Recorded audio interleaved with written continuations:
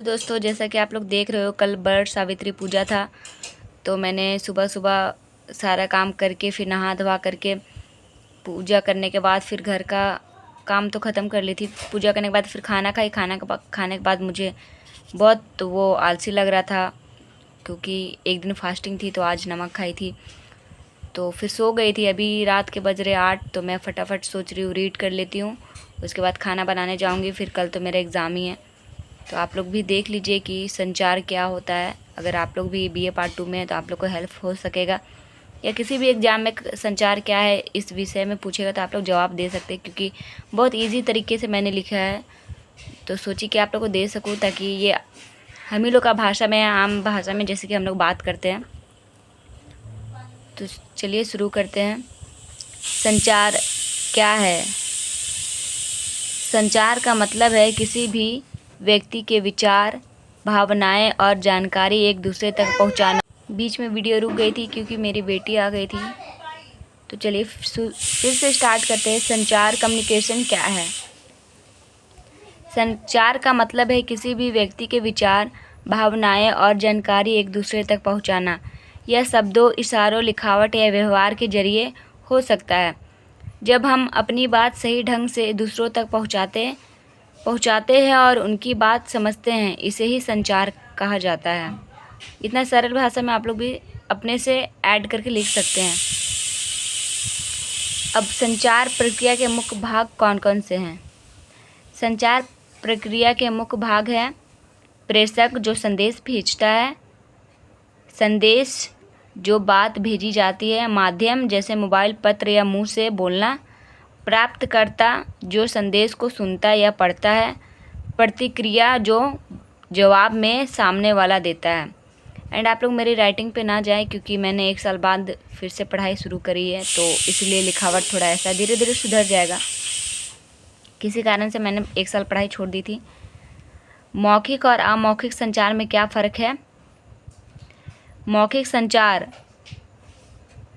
Verbal communication, जब हम शब्दों का उपयोग करते हैं, जैसे बात करना, भाषण देना या फ़ोन पर बात करना, इसे मौखिक संचार कहते हैं।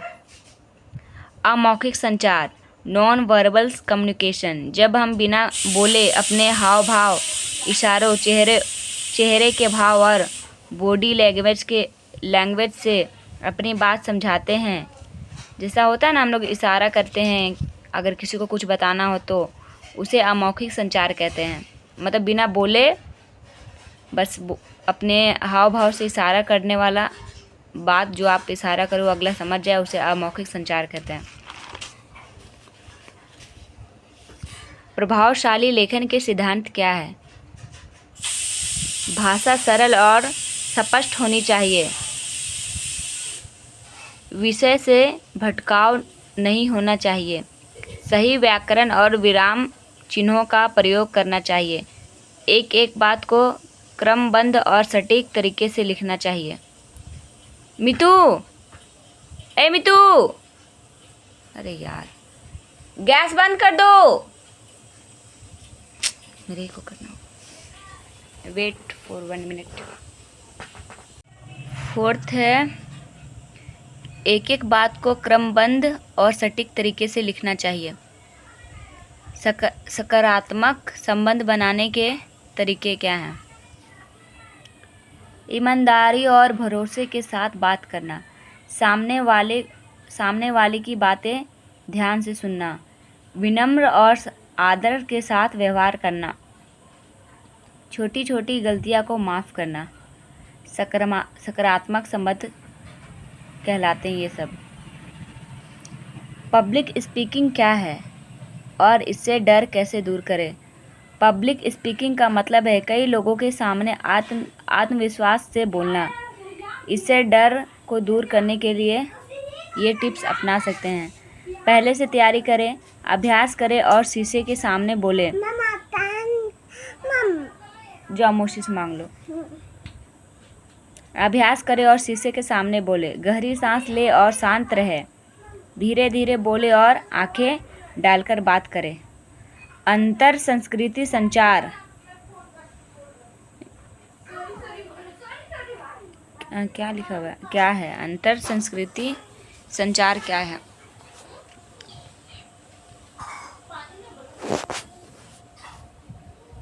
जब दो अलग अलग भाषा, संस्कृति या देश के लोग आपस में संचार करते हैं तो उसे अंतर संस्कृति संचार कहते हैं। इसमें सांस्कृतिक फ़र्क को समझना और आदर देना ज़रूरी होता है।